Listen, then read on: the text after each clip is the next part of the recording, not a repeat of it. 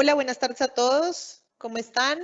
Muchísimas gracias por estar conectados hoy con nosotros en este webinar que preparamos con mucho cariño para todos ustedes sobre el embarazo después de los 35, un tema que con seguridad a muchas mujeres el día de hoy nos preocupa o lo tenemos como ahí en el radar, pensando todo el tiempo qué podríamos hacer a propósito de los cambios sociales que hemos tenido las mujeres. El día de hoy nos acompaña el doctor Miguel Navarro. El doctor Navarro es especialista en ginecobstetricia y tiene una alta especialidad en cirugía mínimamente invasiva y laparoscopia. Bienvenido, doctor Navarro. Muchas gracias por estar aquí. ¿Qué tal? Muchas gracias. Un gusto.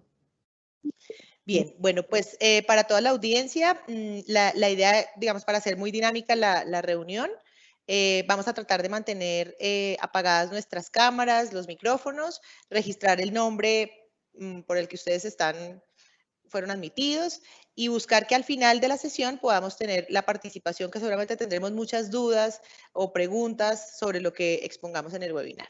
Entonces, bienvenidos a todos. Adelante, doctor. Listo, muchas gracias. Un gusto estar aquí con ustedes y hablando de un tema que realmente hemos visto últimamente muchísimo dentro de nuestra consulta. Y hablar inicialmente de por qué es distinto embarazarse a partir de los 35 años o qué son todos estos retos que vamos a tener que ir venciendo para poder llevar a cabo una buena revisión del embarazo con este punto clave de los 35 años. La siguiente diapositiva. La verdad es que el término de edad materna avanzada se considera generalmente a los 35 años. Este es un tema que desde hace muchos años hemos ido mencionando a partir de esta edad, una definición que se dio desde los años 50. Pero hemos visto que la forma en la que la población se comporta ha cambiado muchísimo en los últimos años.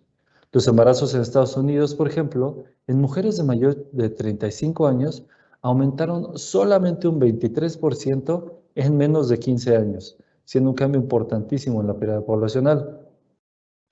Por otro ejemplo, Canadá, la edad media de embarazos se ha incrementado en los últimos 25 años, pasando de ser de unos 20 a 23 años, actualmente a los 28 o 30 años, la edad más común para tener su primer embarazo. En México no nos quedamos atrás con los cambios poblacionales. En el 2019 se mencionó que hasta el 11% de todos los embarazos fueron en pacientes mayores de 35 años, siendo algunos puntos geográficos un mayor porcentaje de todos estos nacimientos.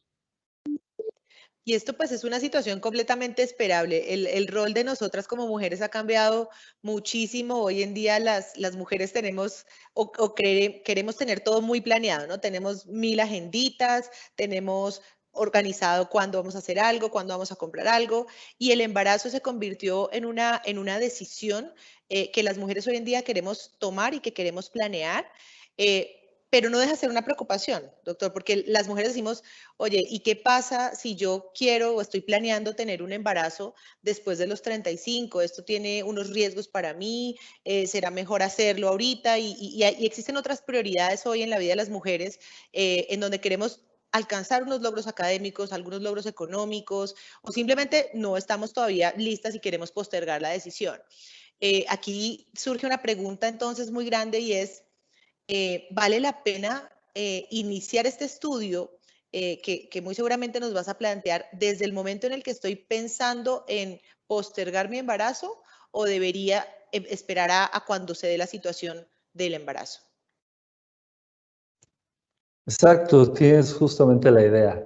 ¿Qué es lo que está sucediendo? Siguiente diapositiva.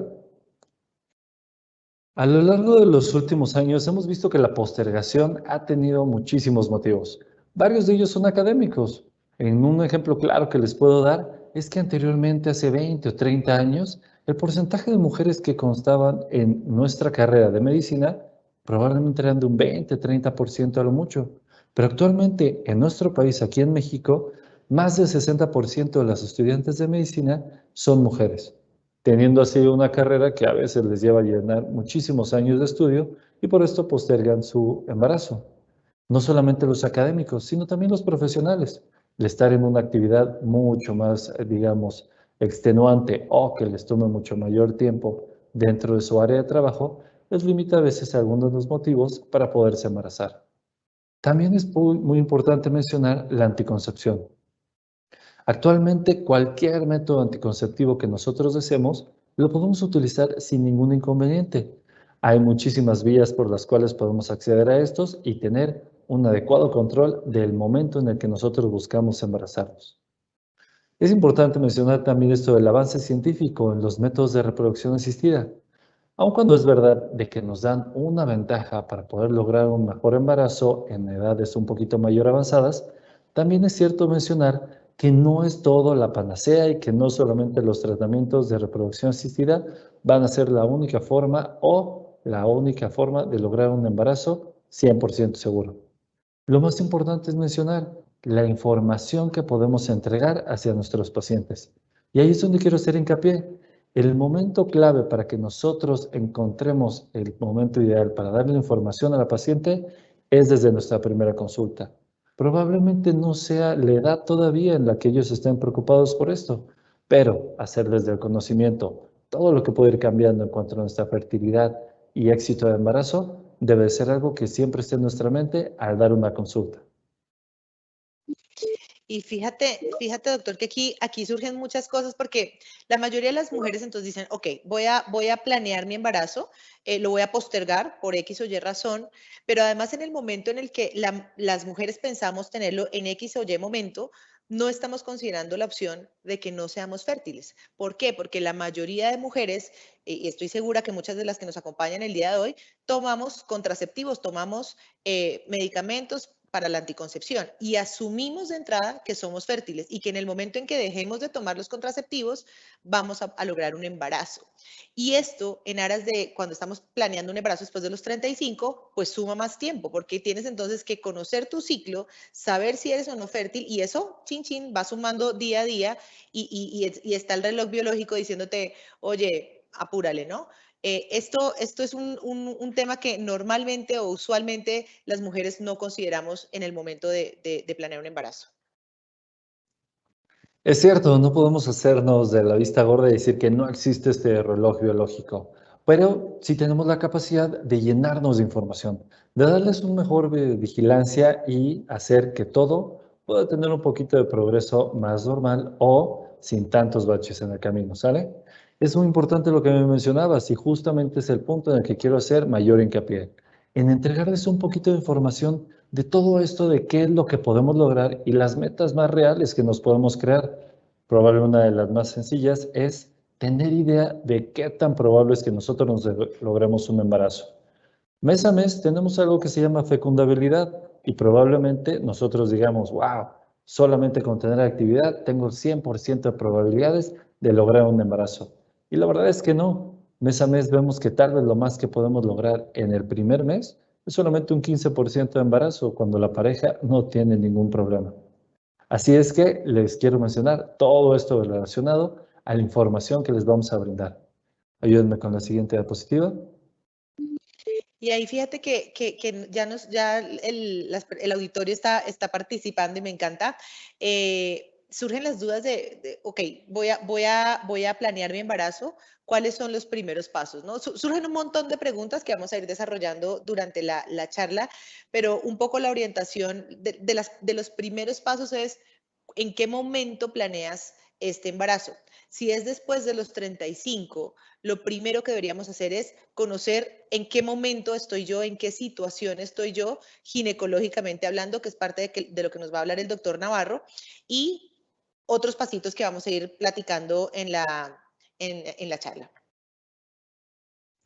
Exacto, con esta charla espero entregarles toda la información para que tengan un poquito más clara la idea de cuáles son los puntos claves y los momentos ideales en cuanto a la edad para que se acerquen a su médico general, posteriormente a su médico ginecólogo y en última instancia al médico especialista en biología de la reproducción. Pero algo que sí es hincapié y que les quiero hacer muy importante que recuerden son como hay algunas alteraciones que no podemos dejar asociadas a la propiedad. Es importante que recuerden esto de que hay complicaciones inherentes a un embarazo que son mucho más comunes cuando contamos con una mayor edad.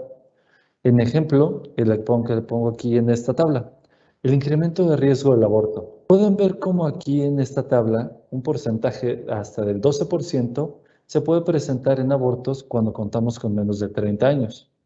Este que se eleva hasta un poco más del doble, hasta el 25% a partir de los 35. Y es uno de cada dos embarazos a partir de los 40 años. Pero también todas las probabilidades mucho más elevadas de tener padecimientos crónicos que puedan alterar la persona que va a lograr el embarazo, así como también complicaciones propias de una gestación, como lo son preeclampsia o diabetes gestacional, que se presentan con mucha mayor facilidad una vez que tenemos una edad mayor a los 35 años. Pero entonces, hablemos un poquito más de esta idea de por qué es que nos tenemos que acercar, tal vez con un poquito de mayor anterioridad, a nuestro médico especialista a partir de los 35 años. La siguiente diapositiva. Entonces hablemos de los 35 años. Pero antes de que sepamos esto, quiero darle algunas definiciones para que tengan un poco más de idea general de cuáles son las ideas que vamos a ir tratando a lo largo de una consulta general y tengan así una clara idea de cuáles son los logros y los momentos en cuanto a el tiempo que estamos trabajando de tasas de éxito. La siguiente. Un punto importante y recalcar es que la cuestión de infertilidad nunca va a ser únicamente asociada a la mujer. Como pueden ver aquí en esta tabla, vemos que las causas femeninas son la única causa de infertilidad en un 30%. Al mismo tiempo, un 30% creado solamente por causa masculina y un 30% asociado solamente a causas compartidas, digamos, en las cuales hay una afección en ambas partes de la pareja. Lamentablemente contamos con hasta un 10% de causas que son causadas por una causa que no tenemos bien definida. Y esto resulta súper importante, doctor, porque creo que la mayoría de las mujeres tenemos en nuestro imaginario que el tema obedece netamente a un tema de nosotros como fábrica de bebés, ¿no? Y realmente no es así. Realmente es un tema conjunto de la pareja en donde vemos que también ellos tienen una participación súper importante, pero también es difícil manejar esto, ¿no? En una consulta en donde una mujer desea quedar en embarazo, cómo introduce a su pareja de una forma asertiva y sutil para decirle, oye, tú también debes checarte, ¿no? Tú también podrías tener alguna condición y esto, digamos que ese primer paso y como que quien nos alista el terreno es el ginecólogo en esa primera valoración, en donde nos dice, ok, mira, entiendo, pero inmediatamente también se voltea a la pareja a decir, tú también tienes que entrar como en el mood de planear este embarazo porque también puedes tener algunas condiciones que pueden o no facilitar la gestación.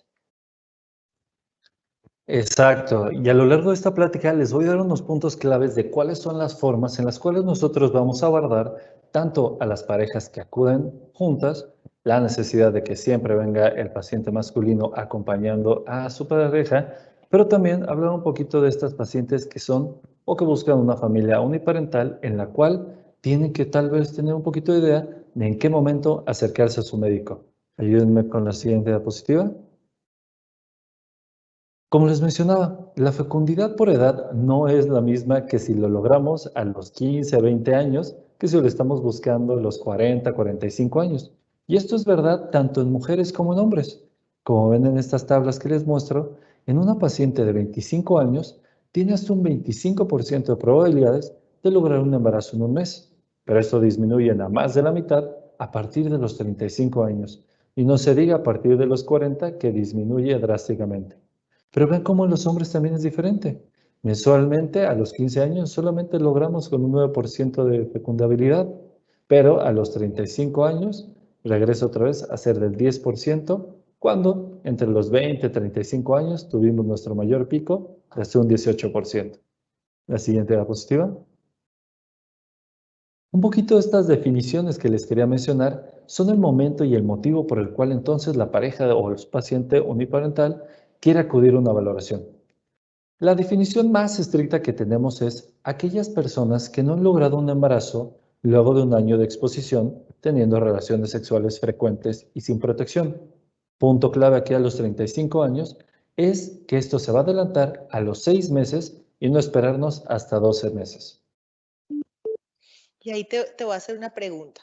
que sé que muchas de nosotras estamos pensando, y es frustrante. Cuando uno intenta tener un bebé y no lo logra, empiezas como a estresarte, a decir qué es lo que pasa, soy yo, es mi pareja, estoy muy vieja, etcétera, etcétera.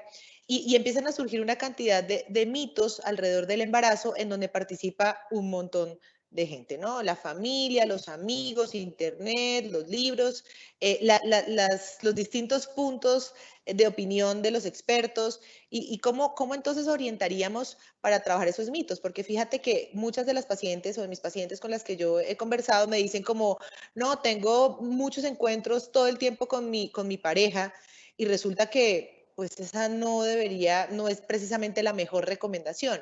¿Cuál sería la recomendación que tú le darías a nuestras pacientes, a nuestro foro, sobre el número de veces, el tema, todo lo que surge alrededor de los mitos de veces, de posiciones, de dietas, de recomendaciones, de la luna, del sol? ¿Qué opinas de esto?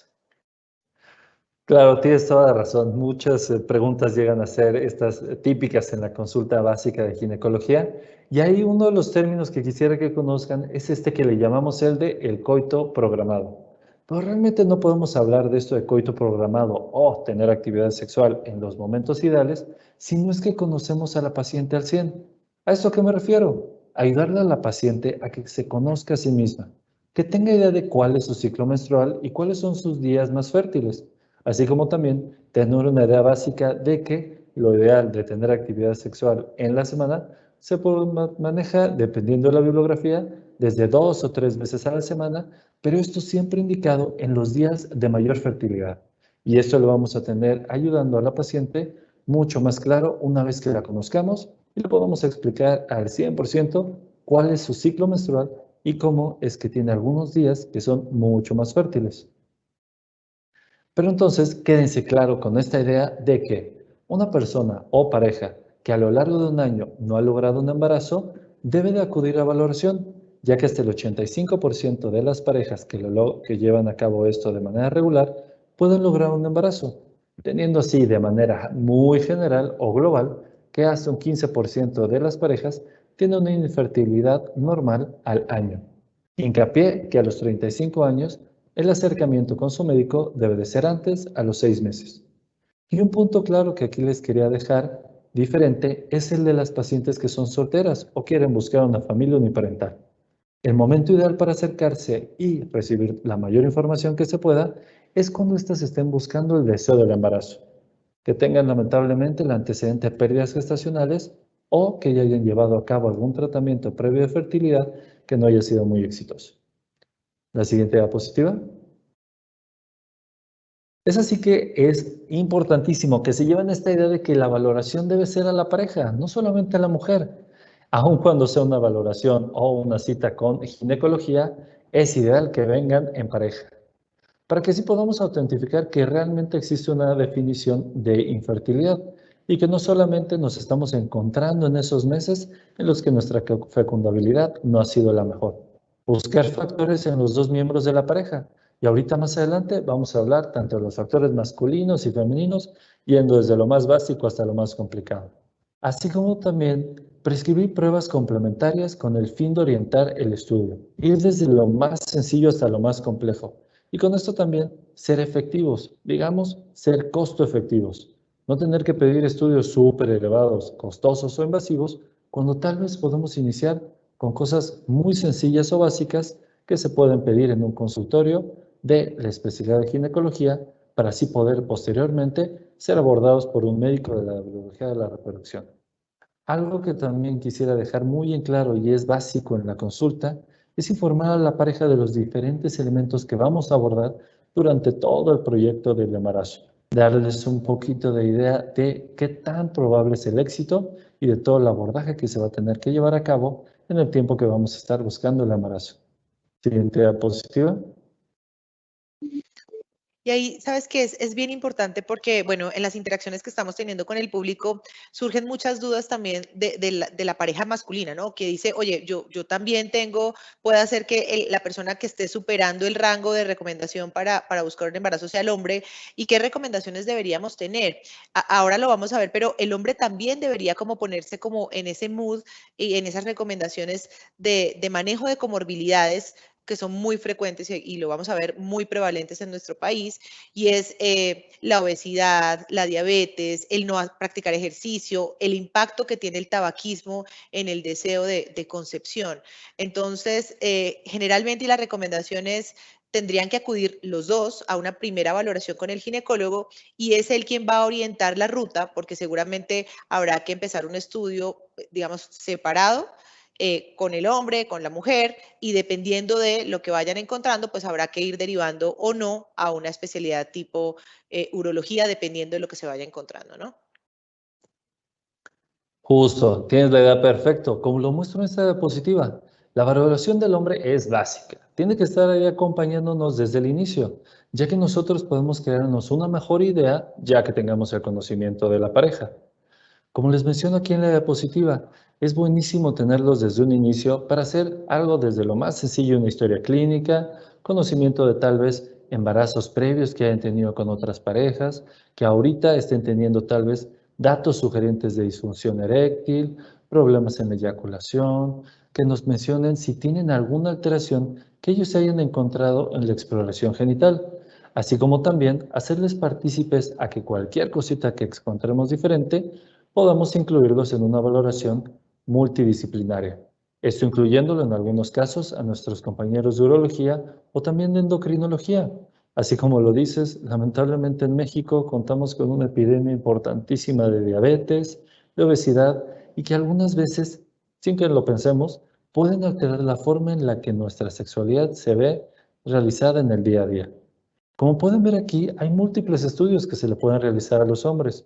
No solo la espermatobioscopía o el estudio del semen es la única que existe. La siguiente diapositiva. Pueden ver que entonces existen múltiples estudios. Van desde lo más sencillo hasta lo más complejo. Y la única forma en la que nosotros determinemos o los pacientes puedan llegar a recibir todas estas valoraciones es con una valoración inicial en donde se les explique todo lo que se puede revisar y todos los puntos claves para buscar el momento ideal para programarles estas valoraciones o estudios o exámenes que sean tal vez de lo más sencillo, más complejo, de lo menos invasivo hasta lo más invasivo. La siguiente. Así es que la valoración de la mujer, que probablemente sea el campo en el que yo más me vea inmiscuido, va a incluir todas las valoraciones generales. Esto lo menciono porque es muy importante pensar que no es solamente que estemos hablando del área genital o del ciclo menstrual. Tenemos que tener un muy buen conocimiento, una historia clínica completísima de la paciente para hacernos así muy buena idea de cuáles son los factores que probablemente nos puedan meter un poquito de ruido al estar haciendo la valoración para buscar un embarazo. Como les digo, hay que buscar ser costo efectivo, ir desde lo más sencillo hasta lo más invasivo o tal vez costoso. Y ahí digamos que a propósito de lo que hablamos al inicio, y es muchas mujeres decimos, oye, me demoré un año en tener a mi primer bebé, ¿no? Tomaba contraceptivos y me demoré un año. ¿Qué tan cierto o qué recomendaciones le puedes dar a la audiencia sobre el periodo o falso periodo de washout una vez se está tomando anticonceptivos orales? ¿Es cierto esto? ¿Tendría que esperar un tiempo? ¿Qué comentario tendrías para las pacientes sobre esto? Ya, hablando un poquito de anticoncepción, es importante que entonces acudan para que les podamos dar el mejor consejo, ya que realmente existen muchos métodos anticonceptivos. Probablemente digan, simplemente estoy tomando una pastilla anticonceptiva, pero si van a una farmacia estoy seguro que van a encontrar 5 o 6 tipos de diferentes anticonceptivos solamente tomados. Cada uno de estos es diferente y es individualizado para el tratamiento de cada paciente. Pero un punto muy importante que deben de tener aquí en idea es que al término de un tratamiento anticonceptivo, la fertilidad debería de regresar al 100% una vez que se ha terminado este, ya sea métodos tomados, inyectados, parches, dispositivos dentro del útero o el nuevo implante que utilizamos bajo de la piel. Hay que ser muy conscientes aquí también nosotros como médicos y esto platicarlo con nuestros pacientes. Hay que delegar las capacidades. Una vez que llevemos a cabo nuestra primera valoración inicial con el médico ginecólogo, podremos tener idea de cuál es el camino o los puntos claves a tratar con ustedes para poder así iniciar el camino de lograr un embarazo. A veces estará incluido en nuestra valoración un médico endocrinólogo, un urólogo, tal vez psiquiatría, o al término biología de la reproducción para llevar a cabo tal vez tratamientos que sean un poquito más elevados. Pero todo esto no se puede realizar a menos que individualicemos al paciente. Nunca una paciente va a seguir el mismo camino que la otra, a menos que al fin cuando te lo haya mencionado tu pareja, tu conocida, tu mejor amiga, que fue la forma en la que logró el embarazo, tal vez no sea el mejor camino para ti o no es el mejor camino para esa pareja, ya que tenemos que individualizarlos. La que sigue. Entonces también quería hablar, a una vez que ya tocamos lo del término de la vía de valoración masculina, ¿cuál es la función ovulatoria que estábamos diciendo? Puede ser hasta de un 30-40% de las causas de infertilidad. El 15% de las parejas llega a presentar este como primer motivo de su infertilidad. Este es el típico caso para que lleguen las pacientes a valoración. Se menciona con alteraciones en su menstruación, pacientes que tienen un sangrado menstrual muy irregular o que realmente no tienen un adecuado conocimiento de cómo debe ser su sangrado mes a mes. Hay aquí algunas causas muy comunes que seguramente pacientes han llevado a cabo toda su vida con diagnósticos en diferentes momentos. Desde lo más sencillo como tal vez obesidad, alteraciones en el peso, también que sean muy bajos en el peso, ejercicio de alto impacto, alteraciones endocrinológicas como pueden ser en la tiroides, problemas con la prolactina o el típico que llega a la consulta, el síndrome de ovario poliquístico.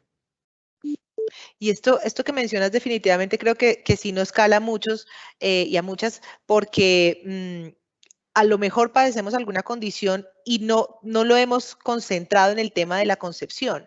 Muchas pueden tener condiciones de acné, de aumento de peso, de caída del pelo, un montón de condiciones que bajo las manos de un experto podríamos consolidar y decir, ok, tienes una condición tipo síndrome ovario poliquístico, hipotiroidismo, obesidad, resistencia a la insulina, que podríamos trabajar y que hoy digamos que representaría un beneficio en aras de poder organizar o planear un embarazo. Claramente habría que, si vemos lo que nos está diciendo el doctor, pues hay que individualizar los casos porque no es como una fórmula general para todo el mundo, habría que ver puntualmente qué hacer y esto se hace a través de una consulta preconcepcional en donde revisamos todos esos antecedentes personales, familiares, condiciones de vida en general y empezamos entonces a identificar factores de riesgo y a intervenir cosas que podrían de repente empezar a ayudarnos desde hoy. Exacto, así como no podemos detener nuestro reloj biológico, lo único que podemos hacer es mejorar la capacidad o las calidades que tenemos para llegar a ese momento en el que buscamos el embarazo. Obesidad, problemas endocrinológicos, digamos, una mala calidad de vida nunca nos va a ayudar a tener un mejor embarazo, en especial cuando le estamos sumando los años a lo largo de la vida. La siguiente diapositiva. El tratamiento de la infertilidad entonces lo vamos a tener dividido en múltiples formas, pero solamente se van a poder determinar de acuerdo al conocimiento que tengamos y el envío que tengamos para ya con una totalidad de valoración se pueda mandar de manera adecuada con un subespecialista en biología de la reproducción. Yendo desde lo más sencillo, algo que le mencionamos como baja complejidad, que solamente se tendrá que hacer el uso de coito programado, adecuado control del calendario menstrual y un tratamiento farmacológico, que pueden ser estos medicamentos que aquí les muestro.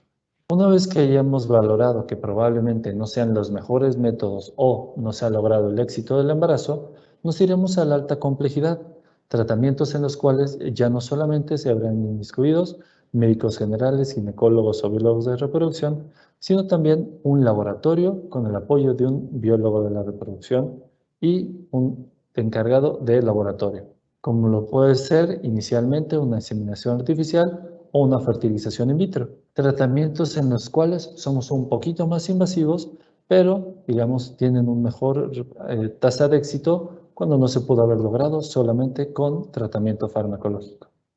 La siguiente diapositiva.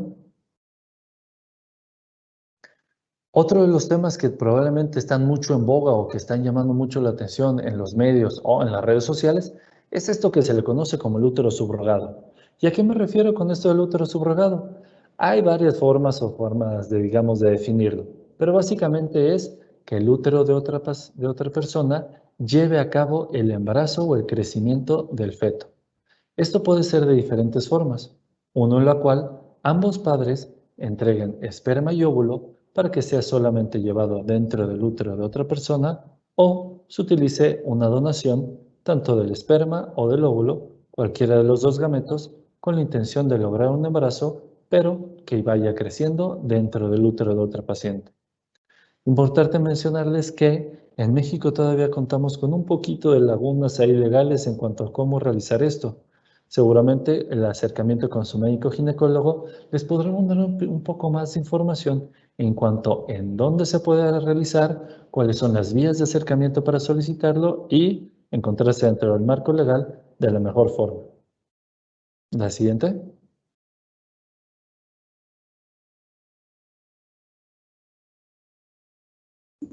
Bueno, pues gracias, doctor, por ese flash de tantas dudas que nos surgen, ¿no? O sea, veo en la interacción del chat que están muchas personas participando y vienen muchas dudas a la cabeza, ¿no? Lo primero, y es para aquellas que somos mamás o aquellas que están en planeación de ser mamás, lo primero es, hombre, ¿y mi bebé va a estar sano? ¿Vale la pena postergar esto sabiendo que voy a tener un riesgo?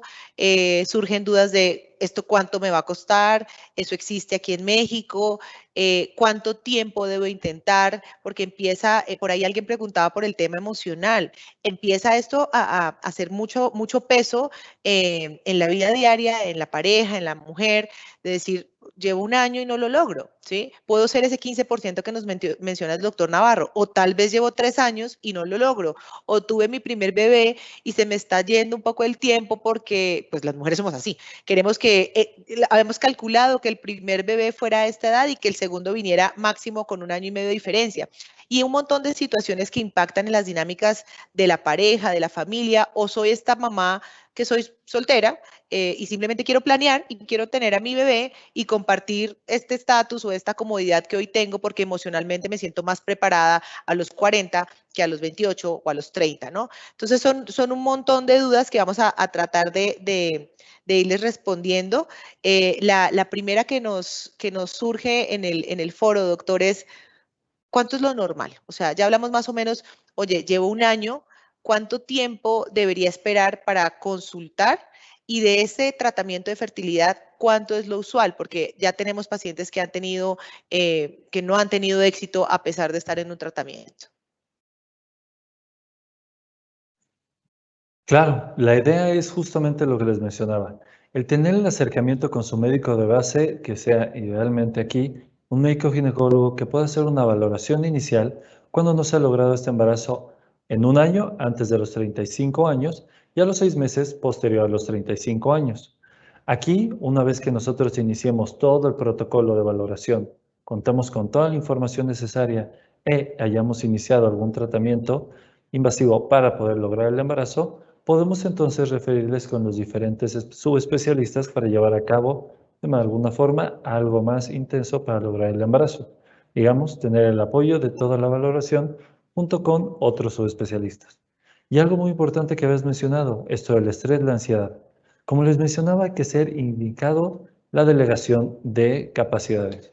Una de ellas probablemente sea el tratamiento de alta complejidad con un biólogo de la reproducción o el apoyo psicológico tal vez con un terapeuta o psiquiatra.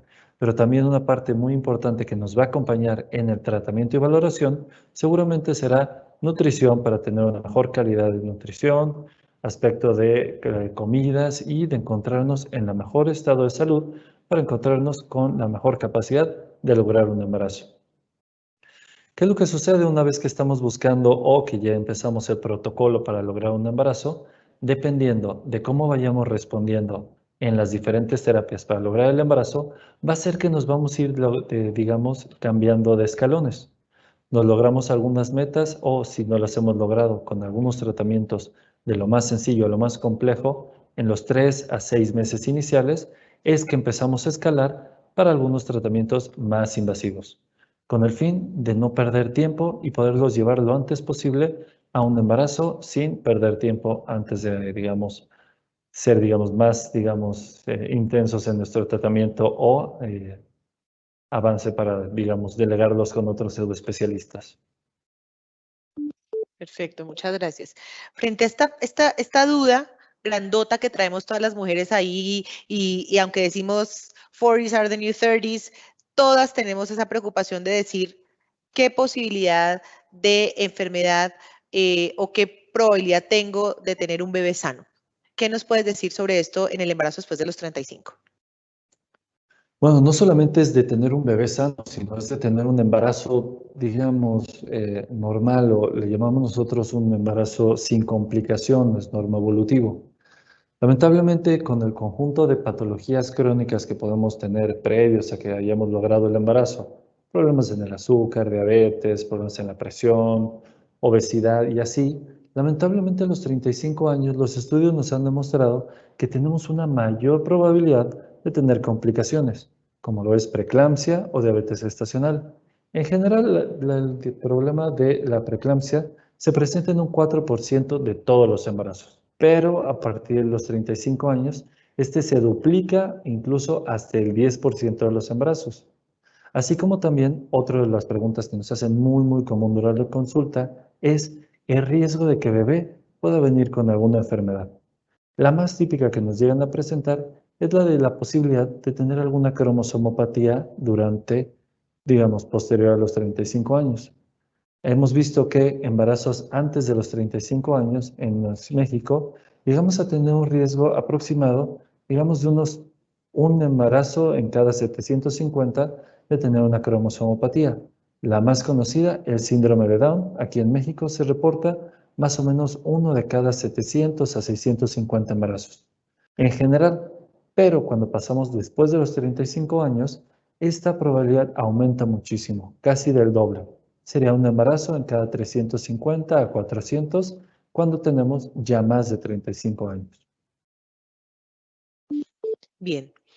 Y de embarazos múltiples, doctor, ¿qué tanto ocurre o qué tanta probabilidad hay de que ocurra una vez empezamos un tratamiento de fertilidad? Bueno, en los últimos años, gracias a todas las nuevas técnicas de reproducción asistida que tenemos, se presentó un auge en los embarazos gemelares. Esto fue hace tal vez unos 15, 20 años, que tal vez todavía no teníamos tan bien, digamos, especificadas las formas en las que íbamos a realizar el apoyo para la fertilidad. En los últimos años, las técnicas o los tratamientos para la reproducción asistida han ido con mucha mejora y entonces el porcentaje ha disminuido. No les digo que no vaya a existir, la verdad es que sí hay un mayor riesgo de que el embarazo que se logre sea múltiple, inicialmente solamente 2, y algunas ocasiones hasta 3 bebecillos en cada embarazo, pero en los últimos años, gracias a que somos mucho más eficaces y efectivos, logramos que cada vez sean menos los embarazos múltiples, que lamentablemente vienen con un poquito más de riesgo, tanto en problemas hacia la madre como en el feto que tengamos en el embarazo. Muy bien. Otra pregunta que nos preocupa muchísimo. ¿Cuánto vale esto, doctor? Más o menos. ¿Cuánto nos puede costar un manejo de fertilidad? Bueno, inicialmente no hay un número que les pueda decir, tú como paciente que vas a llegar a que te demos así tratamiento y logres el embarazo, solamente te vas a gastar 10,000, 15,000 pesos.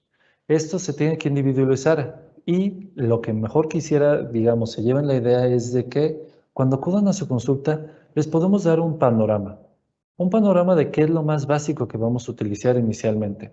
Probablemente costos en cuanto a estudios de laboratorio que vayan desde sangre, orina, perfiles hormonales, tanto para la mujer como para el hombre.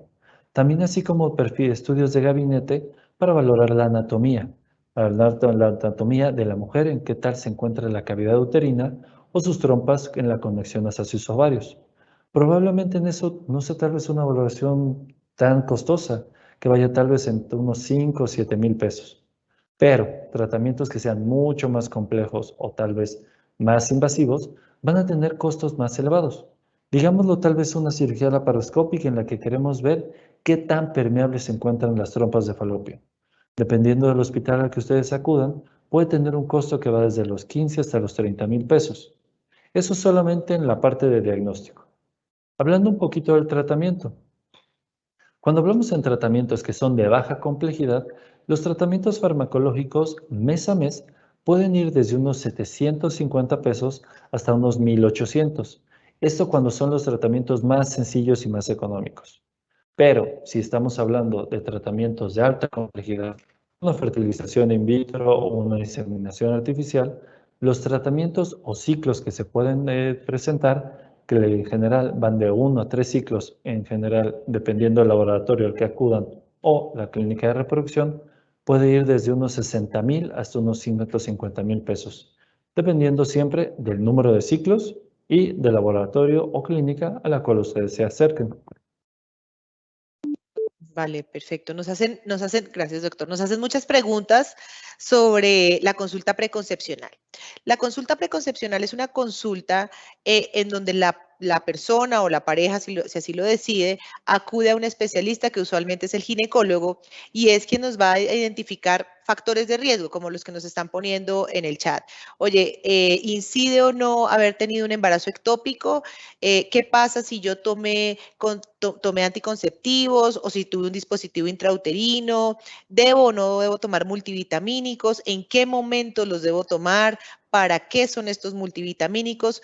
Todo este tipo de dudas se resuelven en una consulta preconcepcional y las situaciones como las que también nos plantean algunas de nuestras participantes y es, oye, tengo hipertensión arterial, tengo una artritis reumatoide, ¿debo suspender mis medicamentos? ¿Esto estaría bien o no estaría bien? Y estas particularidades todas se resuelven en una consulta preconcepcional, porque es justo lo que deberíamos decirle, oye, el embarazo ectópico sí podría, los multivitamínicos sí te ayudan, dependiendo de los multivitamínicos que son, contarte qué es eso o contarles qué es eso de los defectos del cierre del tubo neural y en qué momento y durante cuánto tiempo debería estar tomando ácido fólico, cuándo debería empezar el calcio, el sulfato ferroso, porque digamos que con el embarazo y culturalmente surgen un montón de fuentes de información que no necesariamente son las pertinentes en el momento. Entonces, es súper importante que vayan a esta consulta preconcepcional porque es la forma en la que nos vamos a orientar a la persona y a su pareja con las particularidades que trae cada uno para decirte, sí, vamos a continuar tomando el losartán para tu hipertensión, vamos a suspender el tabaco, vamos a tomar ácido fólico desde ya, antes de que estés embarazada y por qué lo deberías hacer, ¿no? Nos hacen una pregunta que me gusta mucho y es, ¿cómo impacta el estrés, la ansiedad o todas estas situaciones emocionales para quedar embarazada, doctor? Justísimo y buenísimo el comentario que me haces de la consulta preconcepcional. Es el punto clave en el que entonces nosotros les vamos a poder dar toda la información y solamente en ese momento en el que ustedes se sientan cómodas completamente, realizar la toma de decisiones. Probablemente en ese momento sea cuando nosotros les podamos entregar todas las dudas que ustedes tengan, resolverlas y así no tener nada que demorar para buscar el embarazo.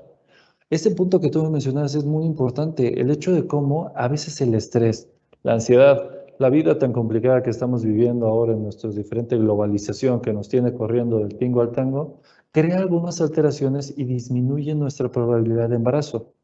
La suspensión de tratamientos que vayan desde farmacológicos o terapia deben de ir en la mano para la búsqueda del embarazo. ¿A esto qué me refiero? Nunca dejar atrás un tratamiento que probablemente sea farmacológico para el tratamiento de ansiedad, depresión, diferentes trastornos psicológicos o psiquiátricos con la finalidad de lograr un embarazo antes de que tengamos el banderazo verde por nuestro médico ginecólogo y en conjunto con nuestro médico, terapeuta, psicólogo, psiquiatra, para poder hacer cambios y así buscar un embarazo con un mayor éxito. Lamentablemente sabemos que sí, en múltiples estudios se ha mencionado cómo los cambios en nuestra calidad de vida en los últimos años ha creado disminución en nuestra fertilidad. Entonces, el poder controlar diferentes patologías que a veces creemos que no están relacionadas para nada en lograr un embarazo, sí nos pueden crear problemita para poder llegar a cabo un embarazo y no solamente eso, llevar a cabo todo el embarazo y el nacimiento posterior. Muy bien. Bueno, nos surgen preguntas muy sinceras que hablan sobre esos mitos que hablamos al principio, ¿no? Y entonces, ¿qué tan cierto es puntualmente? ¿Cuántos números de encuentros sexuales debería tener la persona en sus días fértiles al día? Y si es cierto que deberíamos conservar alguna posición posterior al encuentro para favorecer el embarazo. De esto de la posición, realmente se han realizado algunos estudios en los cuales buscan, digamos, la permanencia de mayor tiempo de la eyaculación dentro de la cavidad vaginal. En realidad no han encontrado alguna que sea mucho más efectiva. Las posiciones en general no tienen ninguna complicación o, digamos, la permanencia en alguna posición va a hacer que se quede durante ya más tiempo.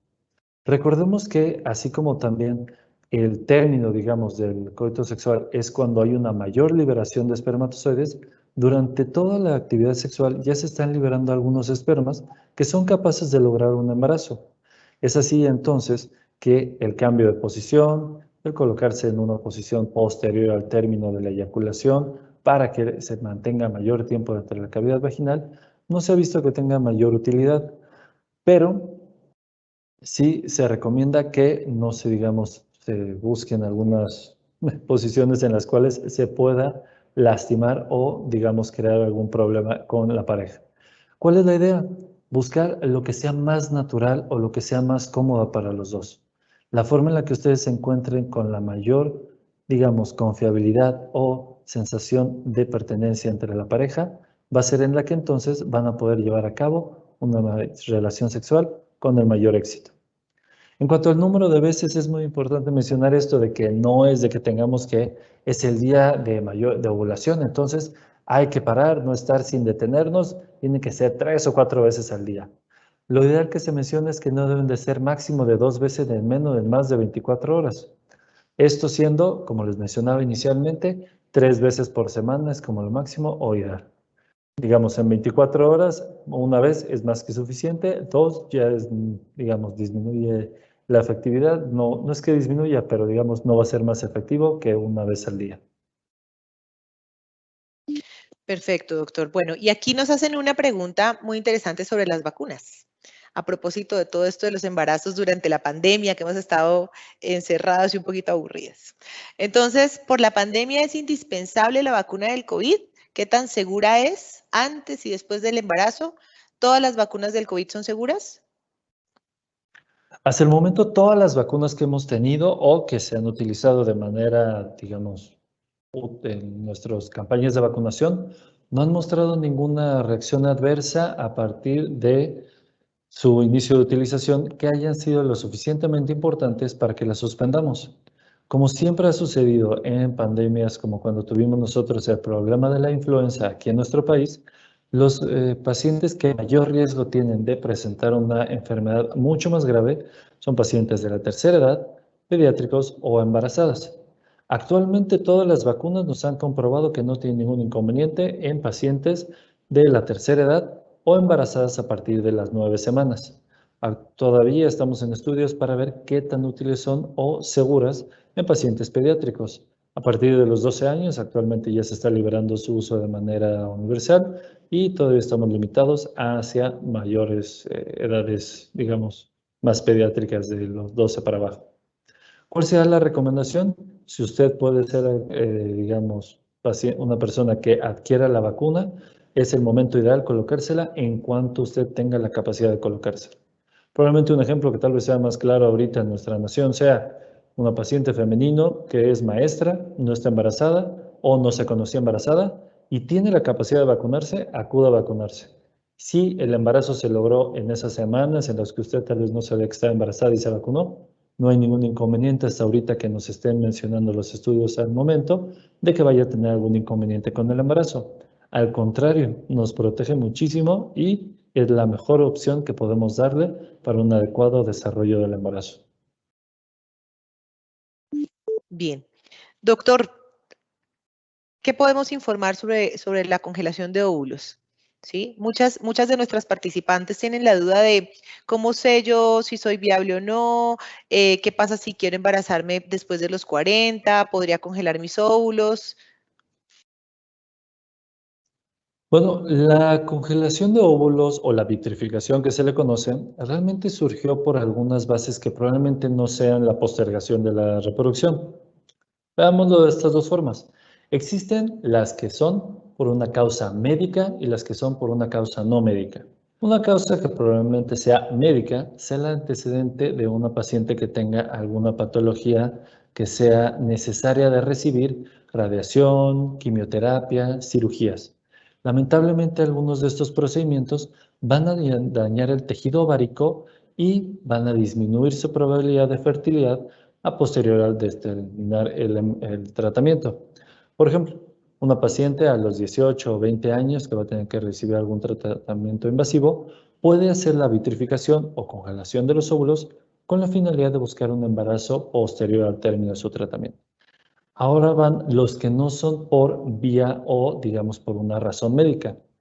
Se menciona que las pacientes ideales de congelar sus óvulos son aquellas que se encuentran entre los 30 a 37 años. Son aquellas en las que todavía es útil la congelación de los óvulos con la finalidad de buscar un embarazo a posteriori.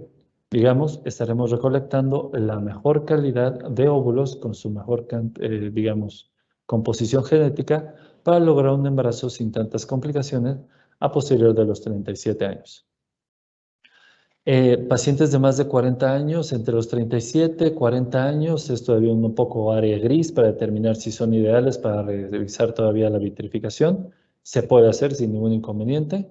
Las pacientes de 40 años, lamentablemente, los óvulos tal vez ya no estén en su mejor capacidad, pero sin ningún problema se puede realizar, siempre que lleven toda la información de que tal vez no sea el momento ideal para recolectar el mejor material genético, así como que postergar más el embarazo lleva mayores complicaciones si es que nos esperamos a más de los 40, 45 o incluso como algunos eventos allí en Estados Unidos hemos visto, 50, 55 años que incluso algunos pacientes llegan a solicitar la búsqueda de apoyo para un embarazo.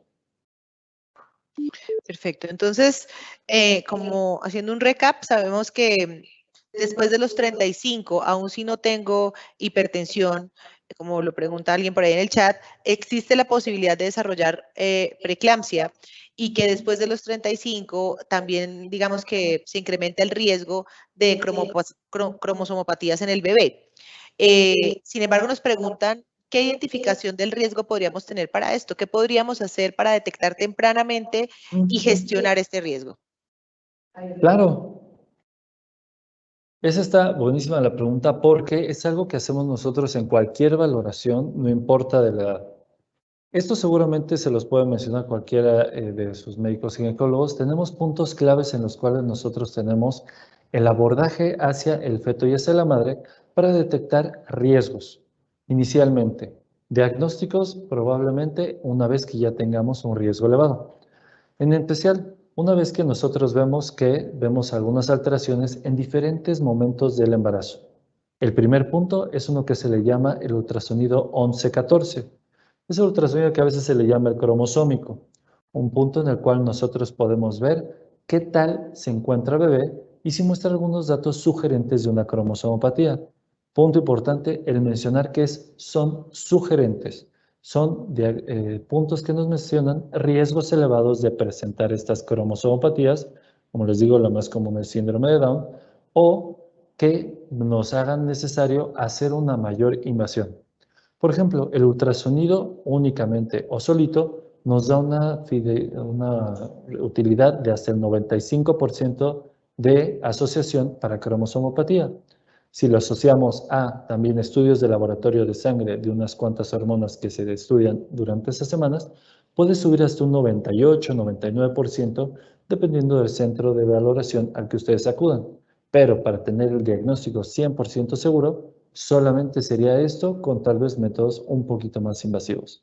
Pero de que existen formas que no son nada invasivas y completamente seguras para ver si viene alguna complicación, se pueden hacer a lo largo de todo el embarazo, inicialmente a las 11-14 semanas, posteriormente a las 20-22 semanas con un ultrasonido estructural y así ir acompañados en el control prenatal para poder entregar la mayor información de qué también se va desarrollando este embarazo y bebé.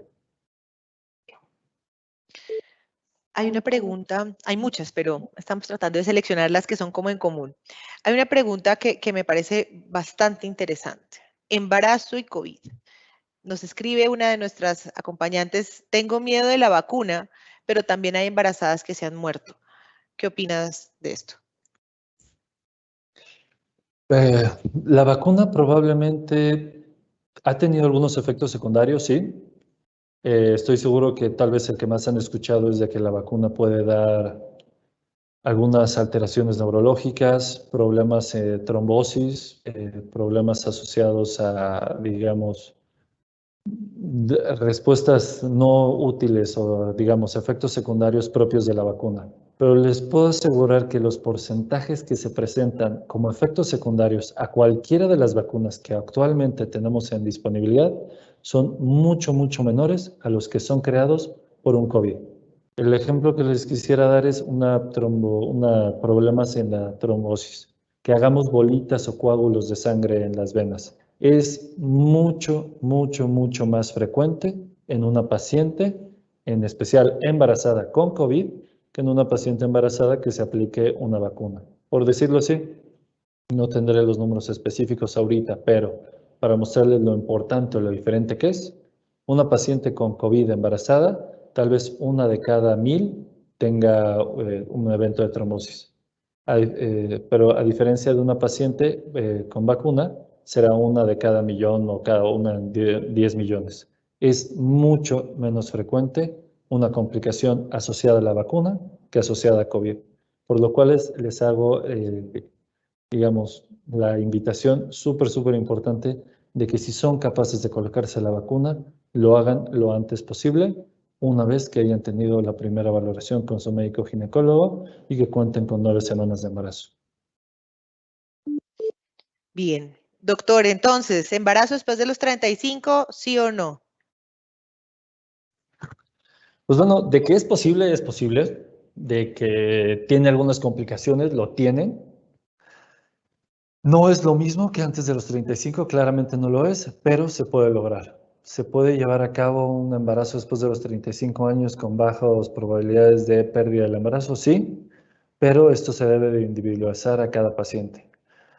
Eh, Tal vez el mensaje que les quisiera dar es el de que sí, tal vez actriz de Hollywood logró un embarazo a los 40, 50 años, pero porque probablemente no sea ni siquiera su óvulo, tal vez no haya sido su útero que se haya llevado a cabo. La idea principal que se deben de llevar es de que sí, el embarazo después de los 35 años, 40, 45 existe, pero tiene sus complicaciones y siempre deben de ir acompañados de un médico especialista para llevarles el mejor control o el más apegado para que no tengan complicaciones ni mamá ni bebé. Decirle sí o no tal vez sea un poco tajante, pero mi idea es de que sí, existe el embarazo después de los 35 y junto con su médico ginecólogo puede llegar a un término para llevar a cabo un bebecito a casa de la manera más sana, mamá y bebé. Perfecto, pues ya lo oímos. El embarazo después de los 35 es viable. Tiene unos riesgos, por supuesto que sí, que ya conocimos, un riesgo para la mamá, puede tener unos riesgos para los bebés, pero también es cierto que existen estudios que pueden ayudar a gestionar y anticipar este riesgo, siempre y cuando vayan de la mano con un especialista, consulten a tiempo, digamos que anticipen que van a tener un embarazo en X o en Y edad, si se puede planear, y consultar a este especialista para que empecemos a identificar esos riesgos y a trabajar en condiciones que seguramente podemos conocer y otras que no. Entonces, lo primero, tomar la decisión, si es viable, planearlo, buscar esta ayuda, idealmente con un ginecólogo. AXA Keralty obviamente está ahí para ustedes. En la consulta preconcepcional podemos resolver muchísimas de las dudas, acompañar, gestionar. Destinen un presupuesto si están en esas condiciones de las edades en donde plantea el doctor Navarro, seguramente entre los 40 y los 45, porque vamos a requerir unos estudios y unas intervenciones adicionales. Y listo, deberíamos estar entonces preparados para iniciar el camino de la maternidad. De verdad que les agradecemos muchísimo que nos hayan acompañado, que hayan interactuado y participado tan activamente en esta charla que hicimos para ustedes, porque sabemos que muchos tienen dudas. Ojalá podamos contar con el privilegio de atenderlos en nuestros centros de atención médica en la Ciudad de México, en Monterrey, en Tijuana, en donde AXA Keralty pueda estar allí para ustedes, para los hombres, para las parejas que quieran también recibir su asesoría, son bienvenidos. Los esperamos aquí en nuestros centros de atención con toda la experticia, pero además con todo el cariño para poder atenderlos como se merecen. Un abrazo a todos y feliz tarde.